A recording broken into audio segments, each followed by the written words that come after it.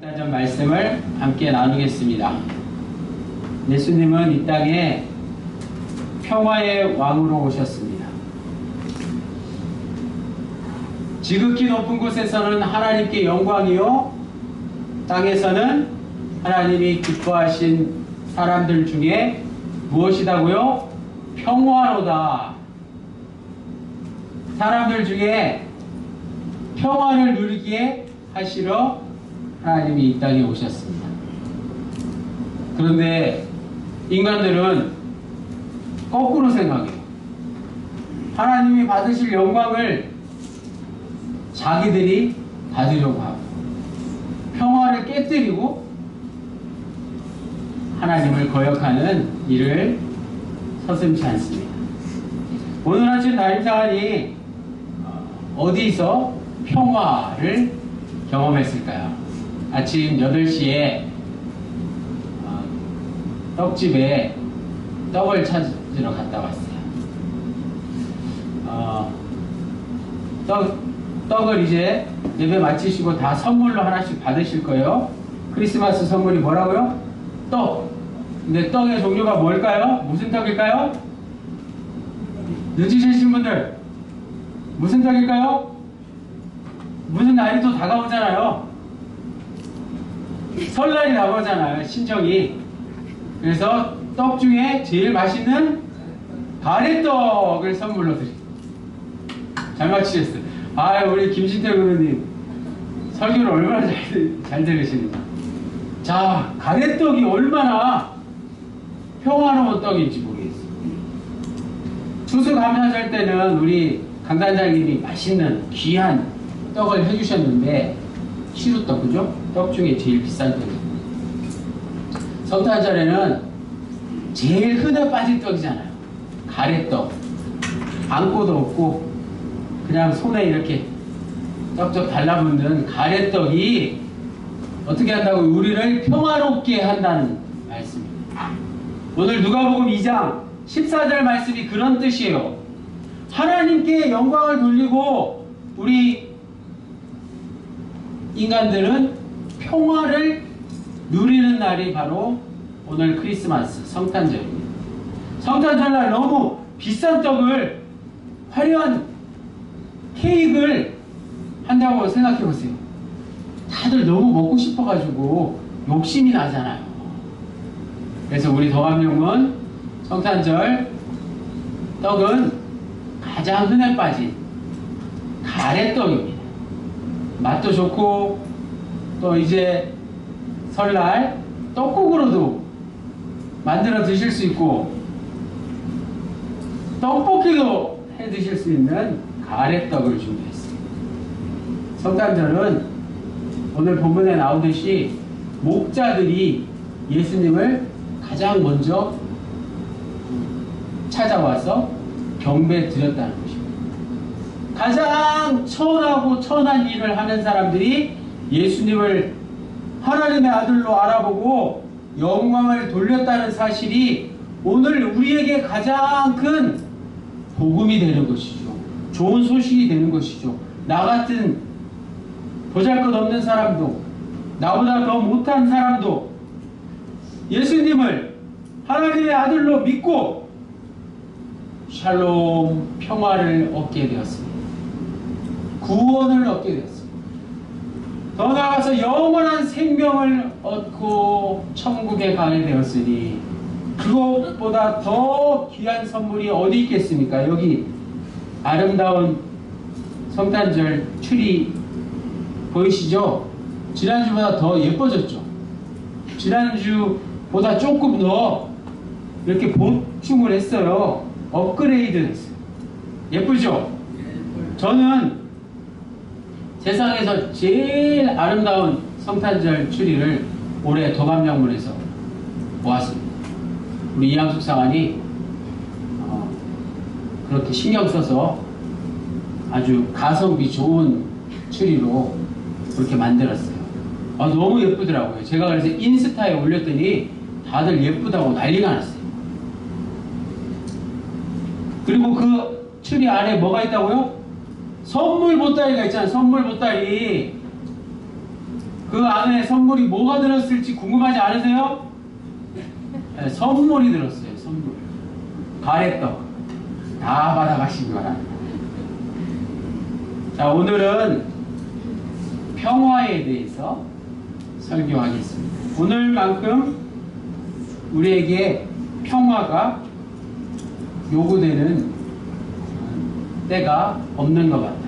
사람들이 얼마나 그렇게 싸우면서 사는지, 그죠? 싸울 때 싸우더라도 빨리 어떻게 해야 돼요? 화해를 해야죠. 평화를 만들어야 돼요. 우리가 읽은 누가복음 2장 14절 말씀은 성탄절을 가장 극적인 날로 그렇게 표현하는 말씀입니다. 아기 예수의 탄생을 가장 잘 표현한 말씀이 누가복음 2장 14절 말씀. 지극히 높은 곳에서는 하나님께 영광이요 땅에서는 하나님의 기뻐하심을 입은 자들, 기뻐하신 사람들 중에 평화로다. 지금부터 2000년 전 양떼를 지키고 있던 목자들 사이에 수많은 천군 천사가 나타나서 이렇게 노래했습니다. 이 노래의 핵심은 그동안 인류가 그토록 이루지 못한 평화가 아기 예수의 탄생을 통해서 이루어졌다는 뜻입니다. 마찬가지 2000년이 훨씬 지난 오늘 우리에게도 전 세계 모든 사람들에게 평화가 임한 날이 바로 오늘입니다. 이 평화는 더 나아가서 종말론적이고 완전한 평화입니다. 어떤 특정한 이들에게 한정된 것이 아니라 온 백성들에게, 특별히 가난한 사람들에게, 약자들에게, 사회적으로 배척당하는 사람들에게, 좀 어린 아이들, 미숙한 사람들에게, 이방인들에게, 심지어 죄인들에게까지 주어지는 평화인 것입니다. 이 평화를 가져오는 메시아, 구주 예수 그리스도는 어디서 태어나셨다고요? 화려한 궁궐이 아니라, 아름다운 침대 위가 아니라 강포에 쌓여서 얇은 천에 둘둘 말려서 말이 거하는 그 바닥이 얼마나 지저분하겠어요? 구육관에서 태어나셨다는 사실입니다. 강포는 우리식으로 말하면 보자기잖아요. 보자기. 왜 아기 예수가 보자기에 쌓여서 사람이 사는 것도 아닌 짐승들이 사는 지저분한 곳에서 태어나셨을까요? 그 이유를 알고 집으로 돌아가시면 좋겠습니다.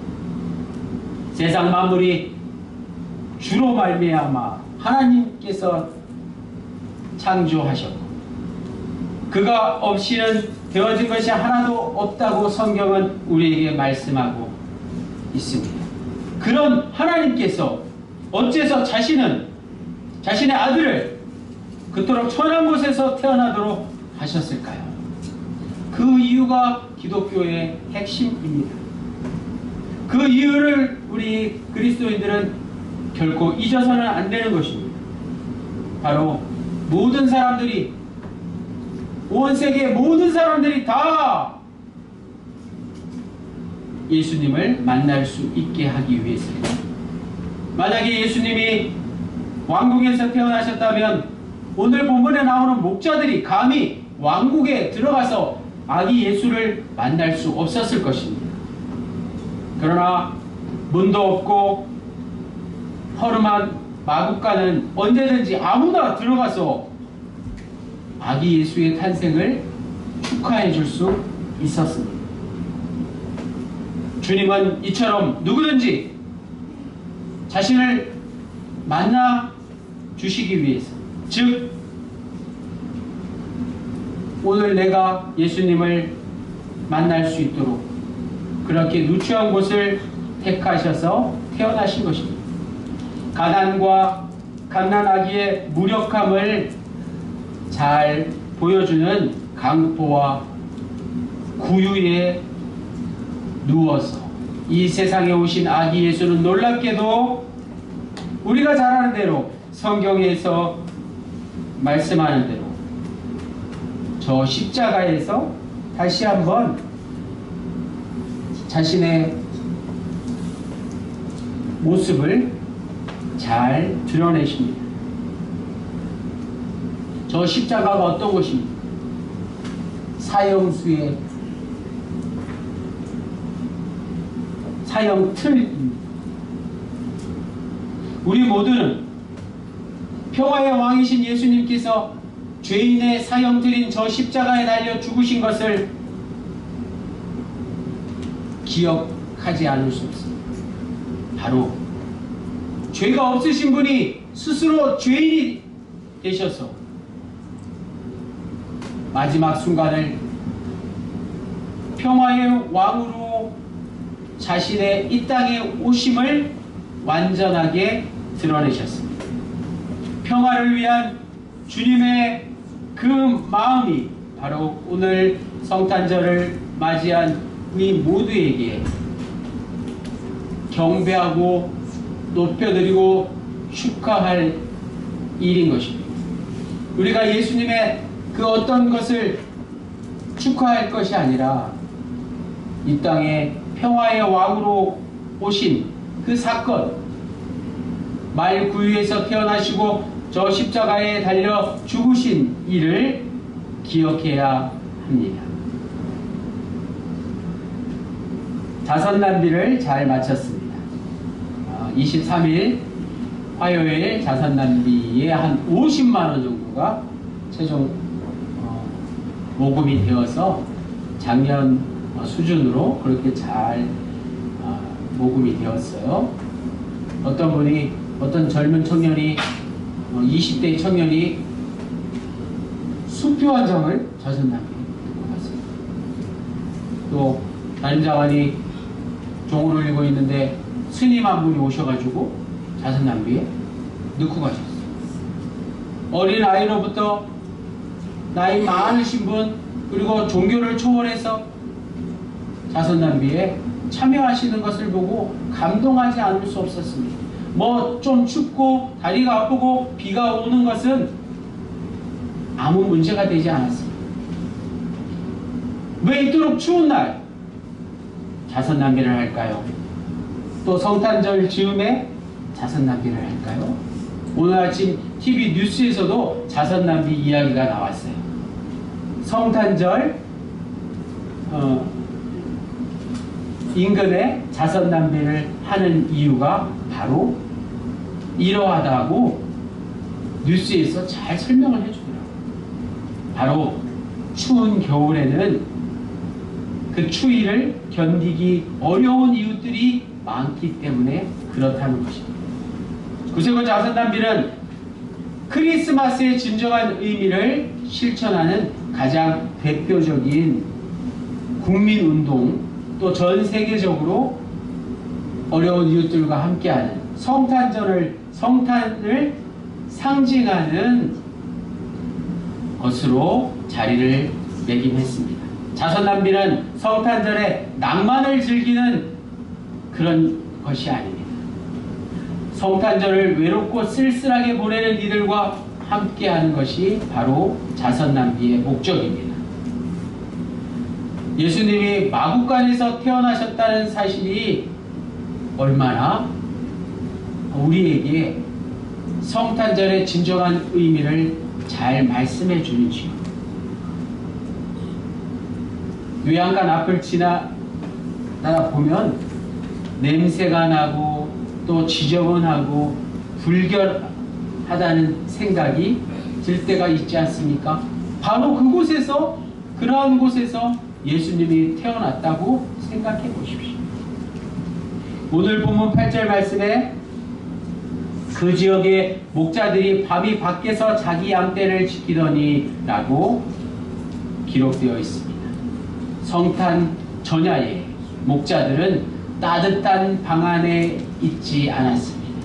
추운 바람이 부는 밤에 새벽까지 밖에서 양떼를 지키던 목자들이 집에 들어가서 따뜻한 곳에서 쉼을 취하지 않고 천사들의 음성을 듣고 아기 예수의 탄생을 축하하러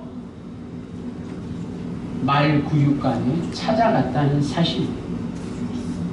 마찬가지 오늘 그 말구유에서 태어나신 아기 예수님을 다시 기념하며 맞이하는 우리 덕암영문의 군우님들에게 예수님을 기다리는 장소는 호텔이나 백화점같이 따뜻하고 편안한 곳이 아니라 추운 바람이 부는 거리의 자선남비 옆이 훨씬 더 잘 어울린다는 사실.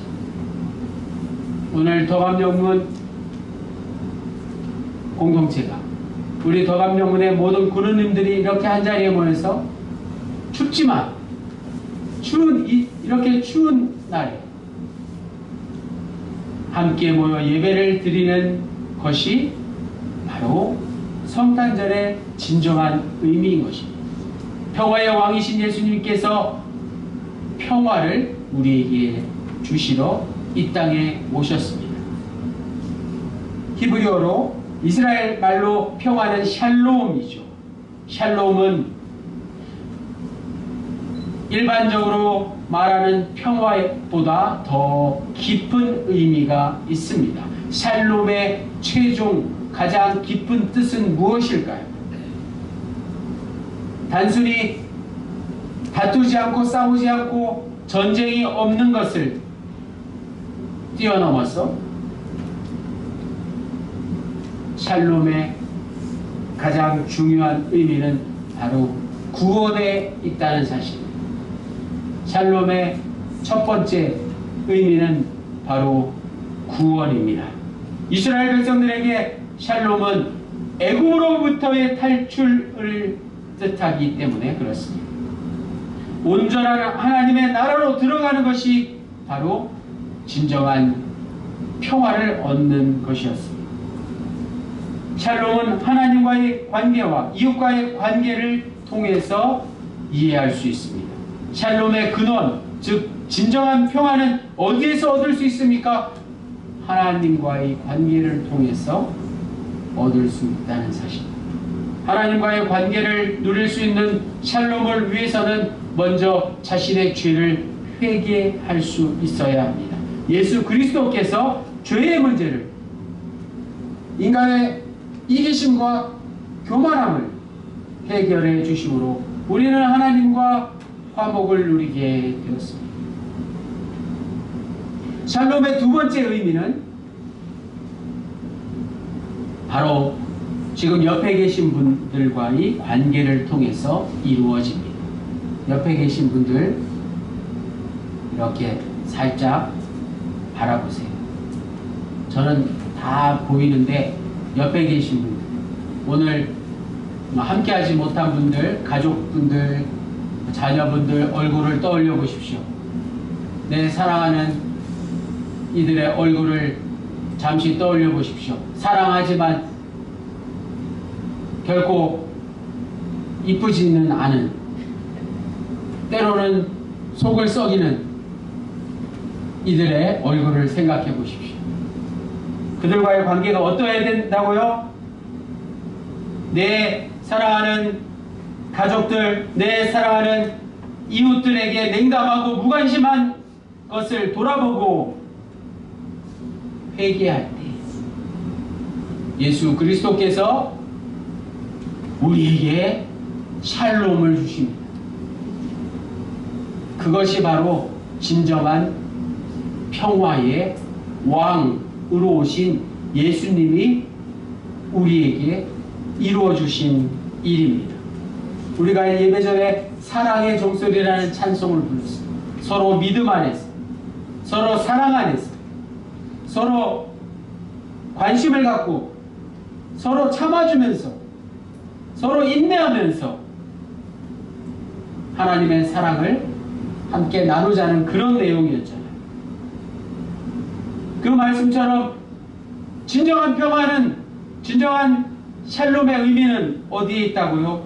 옆에 계신 분들을 긍휼히 여기시고, 옆에 계신 분의 짐이 있다면, 두 어깨에 무거운 짐이 있다면 그 짐을 함께 나누고, 더 나아가서 나보다 못한 이가 아니라 나보다 더 낮게 여기고 서로를 진정으로 사랑할 수 있는 그 마음에서 평화가 이루어진다는 것입니다. 믿는 사람들만의 것이 아니라 불의하고 거짓이 만연한 사회도 하나님의 샬롬을 기다리고 있습니다. 우리 대한민국이 그리고 전 세계 지구촌 곳곳에서 말로만의 평화가 아니라 진정한 하나님의 정의와 공의로 행해지는 샬롬을 기다리는 이들이 얼마나 많이 있습니까? 더 나아가서 세상의 모든 피조물들도 하나님의 샬롬을 기대하고 있습니다. 날이 갈수록 기후변화와 인간의 욕심으로 인해서 하나님의 창조 질서가 파괴되고 자연 환경이 훼손되는 가운데 아무 죄 없는 자연 생태계들이 얼마나 하나님의 샬롬을 애타게 기다리고 있겠습니까? 하나님의 아들 예수 그리스도의 나타나심을 기다리는 이들은 온 세상에 하나님이 지으신 모든 피조물들이라는 사실입니다. 이것이 바로 성탄절을 맞이하는 우리의 마음이 되어야 할 것입니다. 잘 알고 계시듯이 성탄절에 전쟁이 멈춘 일이 있었습니다. 전쟁을 치르다가도 실제로 성탄절 하루는 평화를 이루었습니다. 단 하루 성탄절 24시간만이라도 그들은 하나님의 샬롬을 이루어내었습니다. 왜냐하면 주님께서 이 땅에 평화를 주시기 위해서 오셨기 때문에 적어도 성탄절 단 하루만은 평화가 있어야 되지 않겠느냐고 모두가 생각했기 때문이죠. 이만큼 평화라고 하는 것은 모든 사람들이 다 한마음으로 영원하는 구원이요 진정한 하나님의 축복인 것입니다. 주님께서 부활하시고 제자들을 만나 인사하실 때도 샬롬, 평안하냐? 너희가 평안하냐? 라고 물어주셨습니다. 우리 주님께서 이 땅에 처음 오실 때 평화를 주제로 해서 오셨고 부활하신 후 제자들을 만날 때도 평화에 대해서 말씀하셨고 그리고 오늘 이 시간 지금 함께 예배 드리는 우리 모두에게도 평화를 말씀해 주고 계십니다. 평화야말로 예수 그리스도께서 전 생애를 통해서 이루고자 하셨던 거룩한 하나님의 가치라는 것을 성탄절을 맞이한 오늘 우리는 깨닫게 됩니다. 한 가지 더 우리 대한민국 한국 사람들 한민족에게 이루어야 할 평화가 하나 더 있습니다. 바로 남북 평화 통일입니다. 하나님의 구원의 역사가 우리 한반도에 언젠가 일어날 것을 믿습니다. 전쟁과 다툼의 땅에 평화의 왕으로 오신 예수님을 축하하는 성탄절은 분명히 인간의 역사에서 인간의 상식으로는 기대하지 못한 평화를 이루어 내는 그런 날입니다. 그래서 담임사관은 꿈꾸기를 성탄절에 남북 평화 통일이 이루어질 것이라고 기도하고 그렇게 믿습니다. 남북 평화 통일은 단순히 우리 민족에게만 해당되는 것이 아니라 지구상의 모든 민족들이 예수님의 평화를 기다리는 마음으로 함께 누릴 수 있는 온 세계 인류의 가장 좋은 소식이 될 것입니다. 사랑하는 도감영문의 구루님들, 성탄절은 평화의 왕으로 오신 예수님을 기억하며 평화의 꿈을 꾸고 평화를 위해서 기도하고 다 함께 손잡고 평화의 노래를 부를 수 있는 기적 같은 날입니다. 오늘처럼 평화를 만끽하는 날은 없습니다. 성탄의 밤에 수많은 천군 천사들이 강포에 쌓여 마구간에 구유에 누인 아기를 바라보며 저 하늘 높이 장엄한 평화의 노래를 불렀듯이 오늘 우리는 하나님의 약속과 성취를 믿는 자들이기에 그 노래를 함께 따라 부르지 않을 수 없습니다. 평화의 왕으로 오신 주님께서 우리의 더감영문을, 더감영문 공동체에 속해 있는 한 사람 한 사람을 정의와 공의로 다스리시고 하나님 나라의 기쁨을 채워주실 것을 주위에 있는 모든 이들과 하나님 지으신 모든 피조물들과 함께 소리 높여 찬송하는 복되고 기쁜 성탄절, 그리고 우리의 남은 생이 되시기를 주님의 이름으로 간절히 축원합니다. 기도드리시겠습니다.